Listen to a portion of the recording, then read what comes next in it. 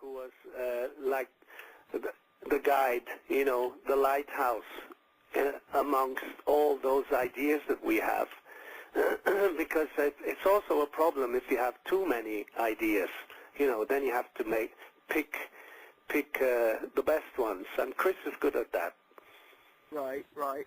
So that was one of the things that I really recognized about this album, is that there seems to be a real harmony to it, and I think that really, you know, from my perspective on listening to the band over the years, that this is a case where all the gears just seem to fit, and you know, therefore, you know, you end up giving a really good product when you have that atmosphere. Is that correct on that? Yeah, yeah.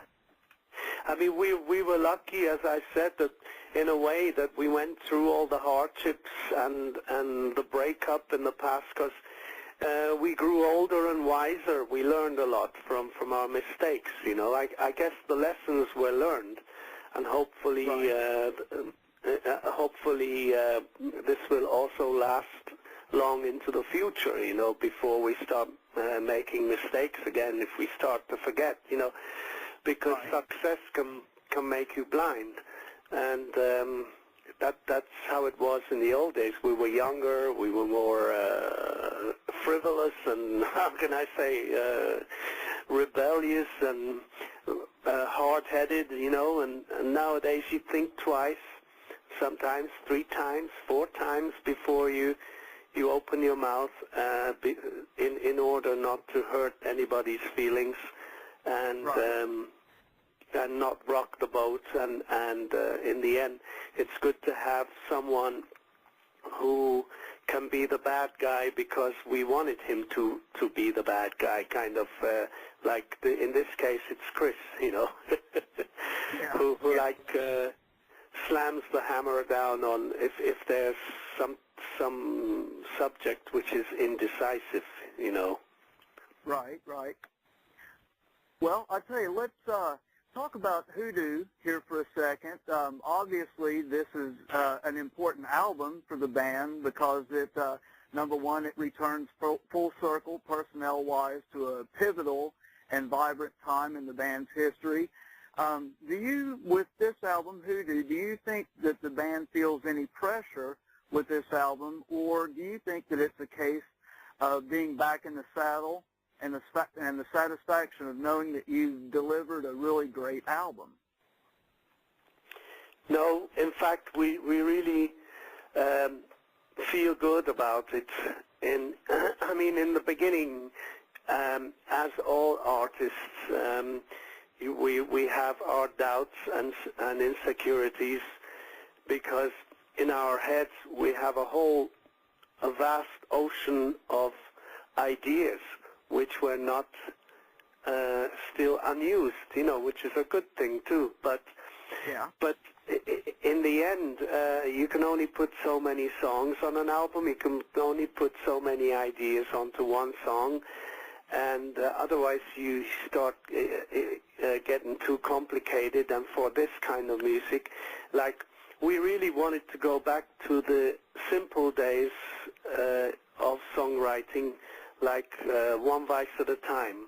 For me, one vice at a time is still the main guiding light when I think about what songs fit for Krokus, because by that time we had grown as a songwriting team. I'm talking about Chris, Fernando, and myself, and my all-time favorite song is still today Long Stick Goes Boom, you know.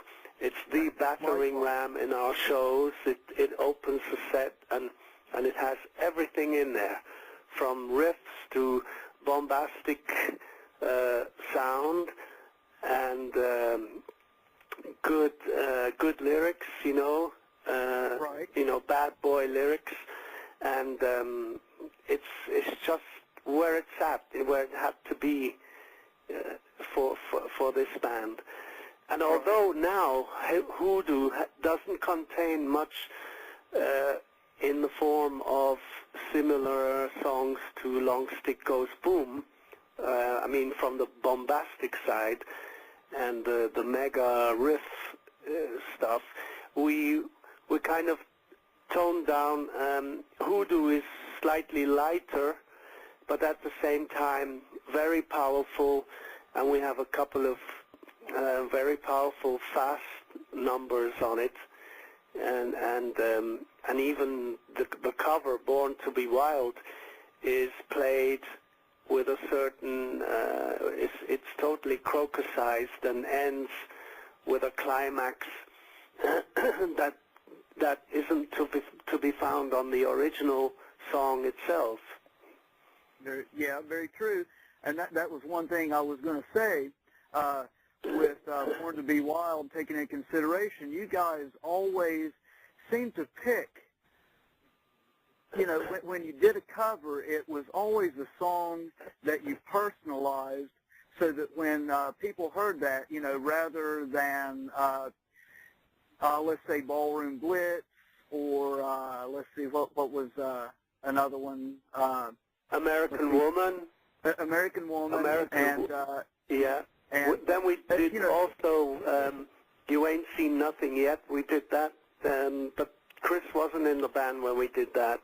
But right. We really crocusized that one up too. And what else did we do? Stay Awake All Night. Stay Awake All Night. That's it. I love that song. That to me, especially from Fernando's end, you know, he just really took that song and reconstructed it as, you know, almost his signature, you know, riffs and the way that he plays the lead. And to me, a band that can take a cover song and make it their own, I mean, that is almost as impressive as writing a good song itself. Well, that's the challenge. That's that's where the kick is. Otherwise, why cover a song? You know, if you're just going to copy it. Yeah, and that brings to mind another song from one of my favorites. You did "School's Out" by Alice Cooper, and the first time I heard, that was the only one to chart.